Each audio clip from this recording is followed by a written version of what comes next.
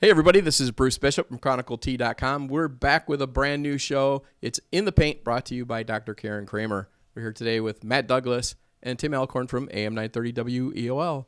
How's it going, guys? It's going well. Seems like we just did this on the football side, but as you said, a brand new show. Huge thank you to Dr. Karen Kramer. We're excited to talk high school basketball throughout the Hoops campaign. So huge thank you to Dr. Kramer, and let's get our very first edition of In the Paint underway. All right, here's what we're talking about today, everybody. So a little bit for everyone.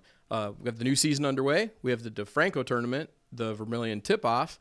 We're going to talk about the teams that are off to a good start, the Jeunesse Insurance Player of the Week, and then we're going to find out where WEOL is this coming week. So let's get to work. All right, we got a few minutes ahead. So Matt Douglas, let's delve right into this. And as Bruce said, it's hard to believe high school basketball is underway. Now, as we tape this, not all of the boys' teams have played as of yet. But, boy, for girls' basketball, they're underway.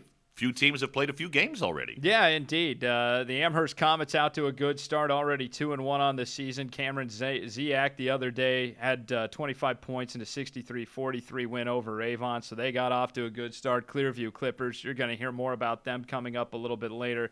Lady Clippers have won their first 2 games of the season. Lorain Titans on Monday night play double overtime against North Olmsted. They get the victory in that one. Ashley Heisel with 27 points in the double overtime win over the Eagles there at North Olmsted. So some teams here in Lorain County off to a tremendous start in girls basketball. And as I mentioned, not all the boys' teams have played as of yet, but Bruce, as you alluded to, several of them got things going last weekend at Vermilion and at Midview, respectively.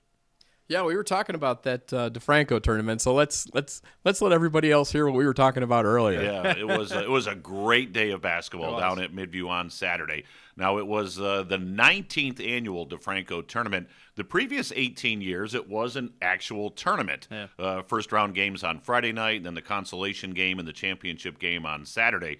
Well, this year, former Midview boys head basketball coach Troy DeFranco and his family and the Midview athletic family, Midview head coach Jim Brabenick, athletic director Dan May, they decided to make the DeFranco a one-day basketball showcase per se. 5 games. It was unbelievable. They had a girls' game to start things off with Keystone and Midview, and then 4 boys' games. It got started with Lorain and Euclid. Of course, Lorain coming off their Final Four season last year. 4 returning starters from that Final Four team, and boy, did they pick up right where they left off. They took on Euclid and really took apart a very good Euclid team. The final was 82-65, and it really wasn't that close. Devon Grant, incredible for Lorain. He poured in 32. He had 25 at the half. Just a spectacular performance by the All-Ohio guard for Lorain. Got a great supporting effort from Tavon Pierre-Louis. Look out for the Titans. They appear to be primed for a big, big season as far as 18-19 is concerned. Then the second game, boys-wise, at the DeFranco, Medina took on Licking Heights, knocked them off. And then, Matt, you had an opportunity to call on WEOL, Elyria High in North Ridgeville. Yeah, sure did. It was a good game. Elyria came into that one trying to figure out who their leading scorers were going to be this year. They lost their leading scorers, 3 leading scorers from a year ago, and they found them in that starting 5. 4 of those guys, Aiden Carter, Marson Robinson, Caleb Rogers, and Josiah Grantham, all right around that 10-point mark, double digits. Grantham's the only one who fell short of those double digits, but he had 8 in the game, so a basket away from doing that. And for North Ridgeville Ranger fans out there, I think hold your heads high because they fought all the way in this one, had it down to a 5-point deficit at one point in the third quarter before things got away from in the fourth, but they were missing 4 of their starters in that game as well. So for a team that was missing quite a few people, they showed a very strong performance. Watch for them for some upsets in the SWC this year, and as the season goes on as well. I think they're going to be a very good team. And then the day and night of basketball over at Midview came to a conclusion with Midview and Keystone again. They started it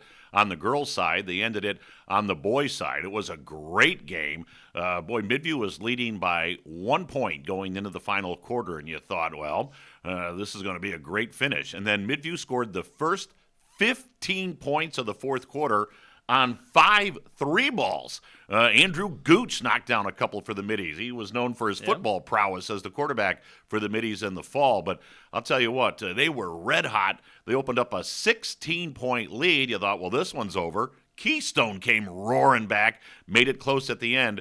Midview hung on to win 61-57. So a great way to close out that tournament. And, of course, over $55,000 has been raised in the DeFranco tournament history. So they've added to that now with the great attendance that they had on Saturday. All the money goes to scholarships for Midview student athletes. And a really cool thing about that, former head coach Troy DeFranco, who, of course, works with us on WEOL, he mentioned not only does that money go to student athletes, it also goes to a student athlete or student athletes that have won sportsmanship awards. Cool. So not only do you have to be a great student athlete, you've got to show sportsmanship in your sport. I think that's just awesome. So, again, hats off to the DeFranco family and the folks at Midview for a great tournament. And, Bruce, I know you talked about the Vermilion tournament. That opened up Friday night. What a crazy atmosphere. I mentioned on the air, not only a tournament had come to Vermilion, so had the Circus, Spire Academy, and the Ball family and LaMelo Ball. People were lined up beyond a half mile around the school. It was ridiculous, but it was good basketball. It was. And on opening night, Spire Academy in the opener beat a very good Bay team, and then Vermilion knocked off a very young Oberlin team. That Oberlin team is going to get better and better as the year moves along. Then they came back on Saturday night for the consolation game and championship game, and it was Bay over Oberlin in that consolation game.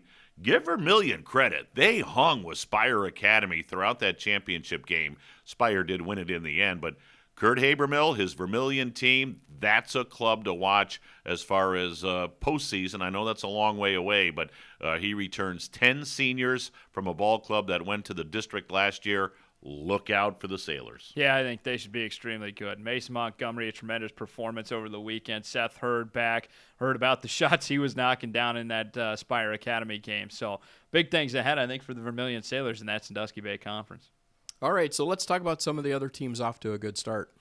Want to start on the girls' side? Yeah, we can certainly do that. I kind of touched on those a little bit earlier here in the show. The Midview Middies coming off with a victory against Keystone in that opening game of the DeFranco Classic. So a big pickup there for the Midview Middies. I know that was a team that was very young a year ago and one that's getting back into things. And we mentioned the Clearview Clippers as well, starting the season off 2-0 to get things going. Open against Glenville on Friday night, then follow that up with a victory against Black River that second night of the week. So I think those are two teams to keep an eye on here as the season continues on. And I'll mention real quick, we talked about the DeFranco tournament. Lorain off to that great start, big win over Euclid. Of course, Midview with their win on Saturday night to go back a couple of nights, actually. Thursday night, it was Brookside in their very first win of the year and the very first win for new head coach Corey Emrine. So congratulations to Corey. And then on Friday night, Clearview. Boy, they had to stave off a great rally from the Amherst Comets. Clearview had a huge lead in the third quarter. Almost saw it get away, but led by Javon Todd, they were able to stave off the Comets. So a nice win for Clearview on Friday night. Very good. All right, well, it's time for our Jeunesse Insurance Players of the Week. What have you guys got for us, and who's going first? By the way, we look forward to doing this each and every week. Thank you to Jeunesse Insurance. So just like during the football video when you and I would go back and forth, we get to do this now with our Jeunesse Insurance Players of the Week. You want to start with a girl player? Yeah, I can get it going. So looking at the Clearview Clippers, talked a lot about them. Obviously, to get 2 victories back-to-back nights. I think that makes them stand out, but also Brooke Redmond of the Clearview Clippers. Tremendous performance opening night against Glenville. She knocked down 27 points. The night after against Black River, she knocks down 26. So following up that 20-point performance on Friday night with another 20-point performance. Not a bad way to start the season by any means whatsoever. So Brooke Redmond of the Clearview Lady Clippers is my Jeunesse Insurance Player of the Week on the girls' side. Very deserving. I'm going to go with a young man that had games back-to-back that were just spectacular. You alluded to him earlier, Mason Montgomery of Vermilion. He was just sensational in that Vermilion tip-off tournament. In the opening night win over Oberlin, he poured in 31 points. He was just outstanding. Comes back the next night against highly touted Spire Academy. I mean, everybody's thinking, they're going to wipe Vermilion off the floor. Vermilion hung with them, led by Mason Montgomery. 32 against Spire Academy. So 63 points in the first two games for Mason Montgomery. Of course, he's known as a baseball player. He's actually going to BG on a baseball scholarship. But I'll tell you what, I'll take him on the basketball floor anytime. Mason Montgomery, he's my Jeunesse Insurance Player of the Week. 31 on Friday, 32 on Saturday. Great performance from Mason. Without a doubt. Again, against a lot of Division I players in that Spire Academy game. Okay. Well, here's my super secret ambush question that I just dreamed up while we were doing this. Oh, boy. One of the things, we tend to talk about the same players over and over again throughout the season in football. Give me like 2 or 3 names that we're going to find ourselves talking about this year with basketball. Well, on the boys' side, I'll start. I mentioned Devon Grant of Lorain High, and, of course, he led them on that Final Four run last year, just had an unbelievable tournament for the Titans. And from what I saw Saturday against Euclid, he's better than he was last year. You're going to hear a lot about Devon Grant. You're going to hear a lot about our Jeunesse Insurance Player of the Week, Mason Montgomery, a guy that has yet to get on the hardwood this year because they haven't played a game as we tape this, Jared Logan over at Elyria Catholic. I expect him to have a great season. I mentioned Javon Todd over at Clearview. That's a young man that should have an outstanding campaign. So, yeah, this is what's going to make this in the paint a lot of fun because there's going to be guys and girls that we're going to be talking about all season. On the girls' side, there's some great players. Yeah, I think Cameron Ziak is one of those players from Amherst. We mentioned her early on, 25 points the other night in their victory over Avon to get the Comets to 2-1 on the season. I think Ashley Heisel from Lorain. I mean, anytime you have a performance where you're scoring 27 points in a game, I mean, that's got to be noted. She's somebody who's going to stand up for them. And Brooke Redmond, obviously, from Clearview, as I named her, our Jeunesse Insurance Player of the Week. I mean, when you're putting up back-to-back performances of 26 and 27 points, that's something special right there. So I think watch for them on the boys' side, too, though. Brandon Coleman, how about him? Yes. He had 21 points the other night in the second half of their victory. So against a very good open door team, I should state as well. So watch for him as well. And Open Door has some terrific players well. Yep. Okay. All right. So tell us where you're going to be. Well, for WEOL, we're in the midst of all of our hoops coverage. So Friday night, we'll be back on the hardwood. We're sitting courtside on the hardwood as Matt Douglas will be over at Clearview along with Bull Barch, Lutheran West, and Clearview on Friday night. That'll be our boys' game.